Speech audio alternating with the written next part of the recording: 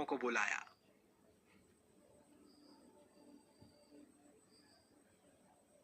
सुमित्रा एक छोटे से शहर में अपने दो बेटों विमल और कपिल के साथ रहती थी। उनकी बड़ी बहू आशा बहुत सीधी सादी थी, वहीं छोटी बहू संजना बहुत तेज थी।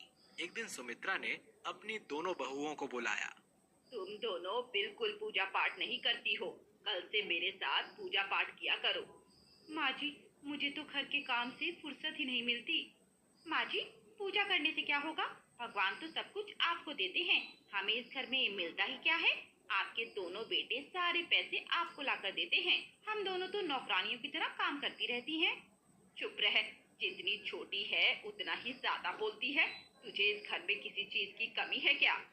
माँ जी, आज तक एक भी गहना बनवा कर दिया है आपने? समय आने पर वह भी बन जाएगा। मैंने तुम्हें पूजा करने के लिए कहा था और तुम अपना रोना लेकर बैठ गई। जाओ अपना काम करो। अगले दिन आशा अपनी सास के साथ पूजा करने लगी, लेकिन संजना ठीक उसका उल्टा, ना घर का काम करती ना पूजा करती। एक दिन सुमित्रा अपने दोनों बेटों को बुलाती है। तुम सबको लगता है मैं तुम्हारे सारे पैसे अपने पास रख लेती हूँ, इसीलिए अगले महीने से तुम अपनी तनख्वाह अपनी पत्नियों के हाथ में रख देना, वही घर का खर्च चलाएंगी। ये सुनकर विमल और कपिल दोनों मना कर देते हैं, लेकिन सुमित्रा नहीं मानती और अगले महीने से वो पूरी तनख्वाह अपनी अपनी पत्नियों को दे देते हैं। आशा गरीब घर से थी, वो बहुत संभाल कर पैसे खर्च करती है। वहीं संजना बहुत जल्द सारे पैसे खत्म कर देती है। एक दिन सुमित्रा ने अपनी दोनों बहुओं को बुलाया।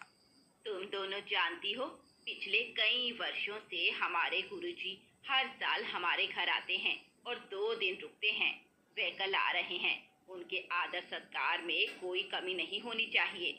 माँ जी, आप चिंता मत कीजिए, सब हो जाएगा। लेकिन माँ जी, मेरे पास तो पैसे खत्म होने वाले हैं।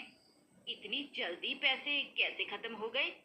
वो मैं अपने लिए कहने ले आई। संजना, तुम चिंता मत करो, मैं सब संभाल लूंगी। ठीक है दीदी, मैं आपको अगले महीने दे दूंगी। अगर गुरुजी खुश हो गए तो तुम्हें इसका फल अवश्य मिलेगा। अगले दिन दोनों बहुएं गुरुजी की सेवा में लग गईं।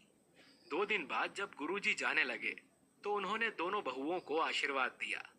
तुम दोनों सदा सुखी रहो, तुमने हमारी बहुत सेवा की है, तुम्हारी मन की एक इच्छा हम अवश्य पूरी करेंगे। ये सुनकर सुमित्रा और दोनों बहुएं बहुत खुश हुईं।